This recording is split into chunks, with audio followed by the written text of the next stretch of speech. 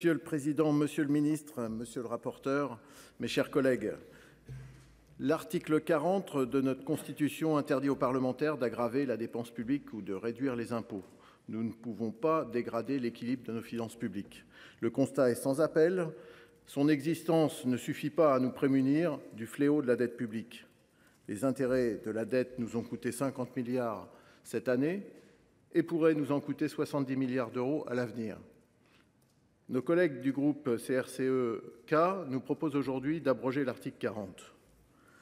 On touche ici très justement l'esprit de l'un de ces rares articles qui n'a pas bougé depuis 1958, le souhait d'un parlementarisme rationalisé. Vous l'avez rappelé, monsieur le rapporteur. Oui, cet article en est l'un des principaux garants. Mais doit-on s'en indigner au point d'en souhaiter son abrogation ? Le privilège de la dépense budgétaire appartient à l'exécutif. Est-ce un mal? Nous ne le pensons pas tant qu'il est encadré. Car nous affirmons qu'il en va de l'équilibre de nos institutions. Bien sûr, nous ne sommes pas plus dépensiers que le gouvernement. Mais il le suffirait pour précipiter la France vers le naufrage. Plutôt que de vouloir accaparer un pouvoir qui nous risquerait sans aucun doute à nous soumettre aux tentations et dérives en tout genre, aux propositions démagogiques et électoralistes, renforçons plutôt notre pouvoir de contrôle pour éviter tout gabegie et naufrage. Peut-être que le problème n'est pas dans cette limitation qui peut donner à certains le sentiment de se sentir empêchés. Peut-être que le vrai problème est dans la lecture de nos institutions. Oui, le gouvernement dispose du privilège budgétaire, mais le Parlement a le pouvoir du contrôle. Alors pourquoi passons-nous 3 mois sur le vote du budget de la loi de finances et seulement 3 semaines sur son évaluation? Abroger cet article 40 reviendrait donc à repenser l'esprit de nos institutions.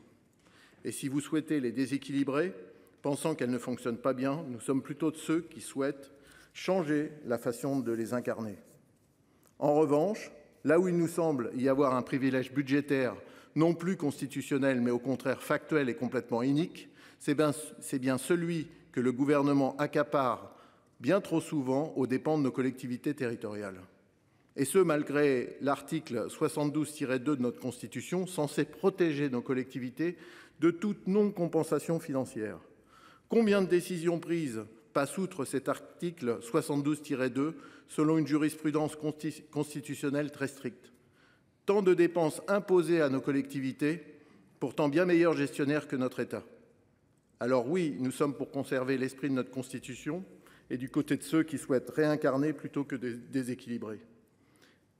Mais cela vaut pour toute notre Constitution et pour cela, il semblerait qu'il faille non pas abroger l'article 40, mais le compléter au profit des collectivités territoriales.